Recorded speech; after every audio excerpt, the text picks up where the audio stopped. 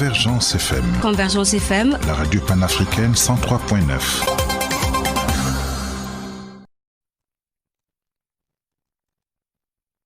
Congolais et Congolaises, combattants de l'indépendance, aujourd'hui victorieux, je vous salue au nom du gouvernement congolais. À vous tous, mes amis, qui avez lutté sans relâche à nos côtés,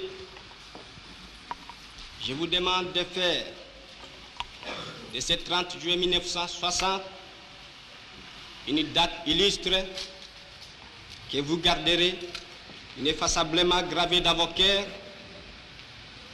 une date dont vous enseignerez avec fierté la signification à vos enfants, pour que ceux-ci, à leur tour, fassent connaître à leurs fils et à leurs petits-fils l'histoire glorieuse de notre lutte pour la liberté.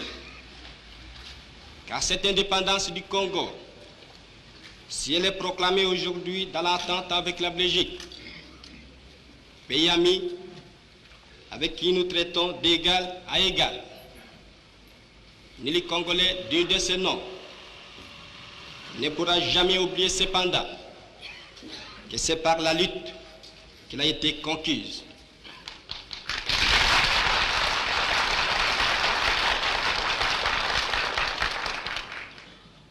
Une lutte de tous les jours,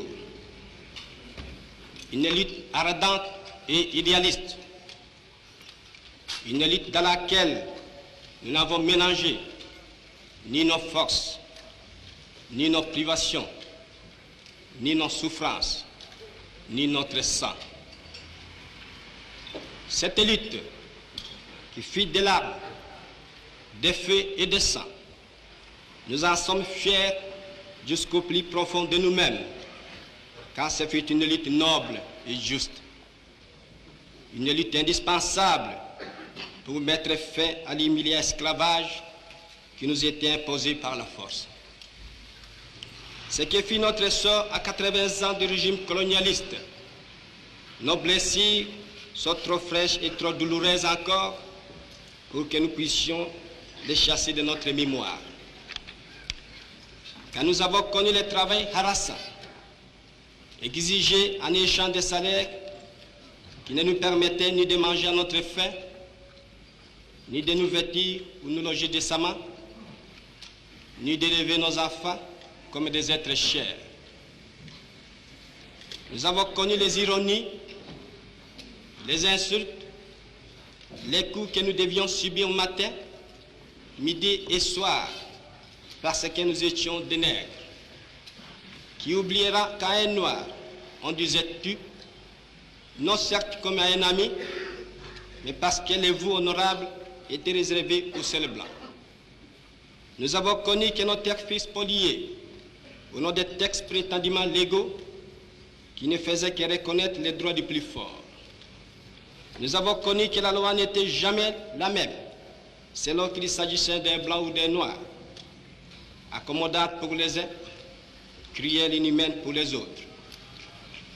Nous avons connu les souffrances atroces des relégués pour opinion politique ou croyances religieuses. Exilés dans leur propre patrie, leur sort était vraiment pire que la mort elle-même.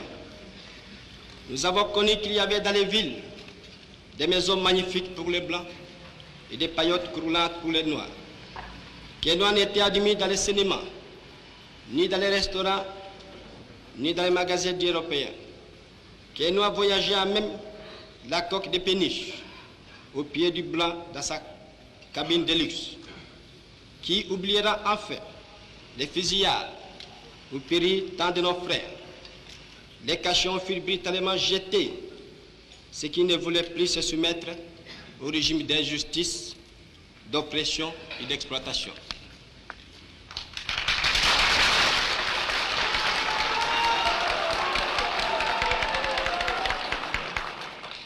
Tout cela, mes frères,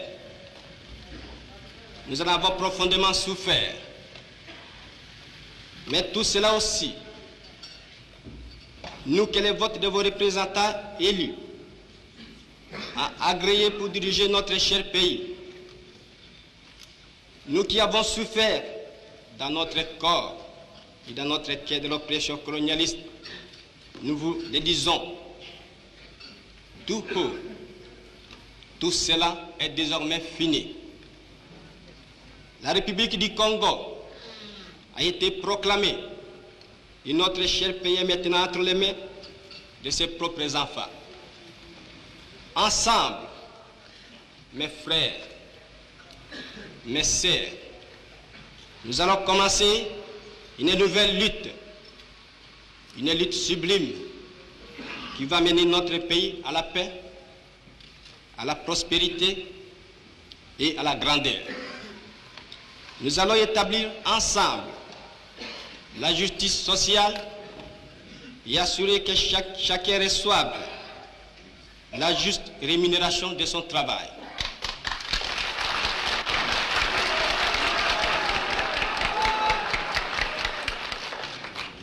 Nous allons montrer au monde ce que peut faire l'homme noir quand il travaille dans la liberté. Et nous allons faire du Congo le centre de rayonnement de l'Afrique tout entière. Nous allons veiller à ce que l'été de notre patrie profite véritablement à ses enfants.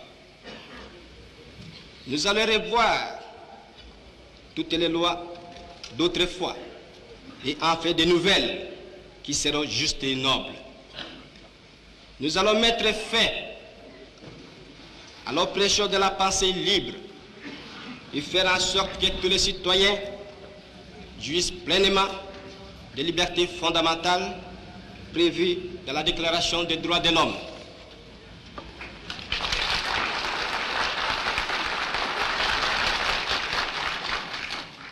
Nous allons supprimer efficacement toute discrimination, quelle qu'elle soit, et donner à chacun la juste place que lui vaudra sa dignité humaine, son travail et son dévouement au pays.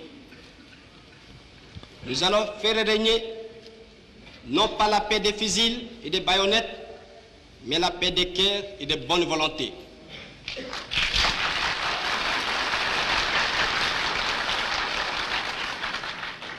Et pour tout cela, chers compatriotes, soyez sûrs que nous pourrons compter non seulement sur nos forces énormes et nos richesses immenses, mais sur l'assistance de nombreux pays étrangers dont nous accepterons la collaboration chaque fois qu'elle sera loyale et ne cherchera pas à nous imposer une politique quelle qu'elle soit.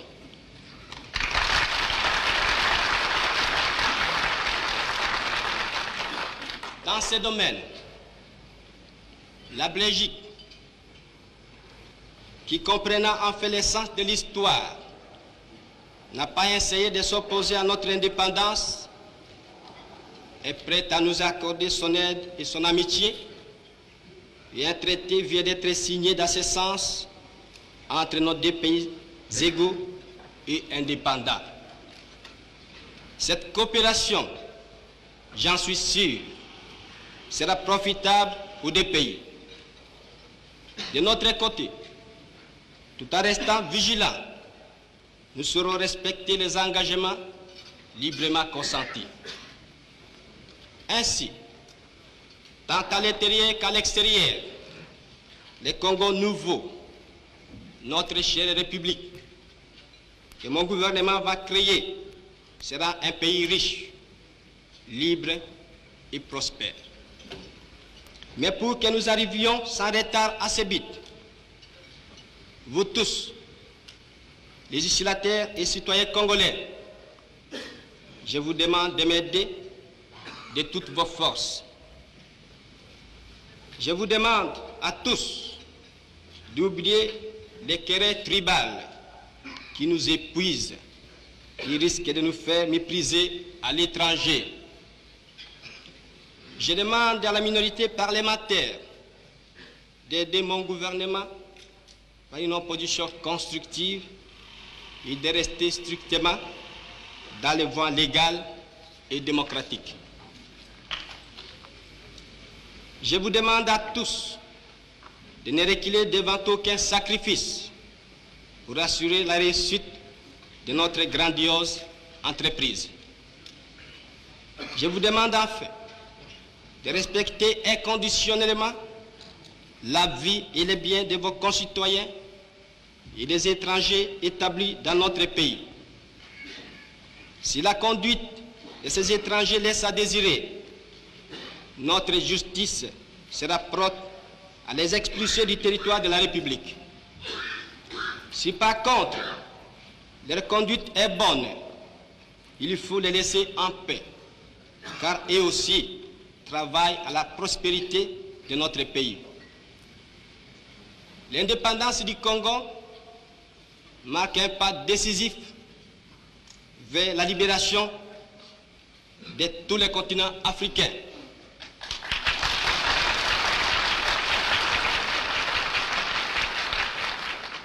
Voilà, si, Excellences, Mesdames, Messieurs, chers compatriotes, mes frères de race, mes frères de lutte, ce que j'ai voulu vous dire au nom du gouvernement en ce jour magnifique de notre indépendance complète et souveraine.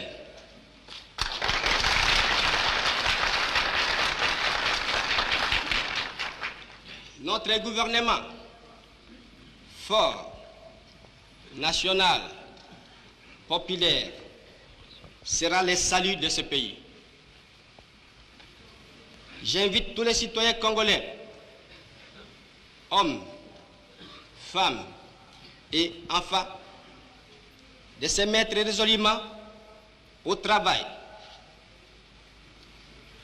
en vue de créer une économie nationale prospère qui consacrera notre indépendance économique.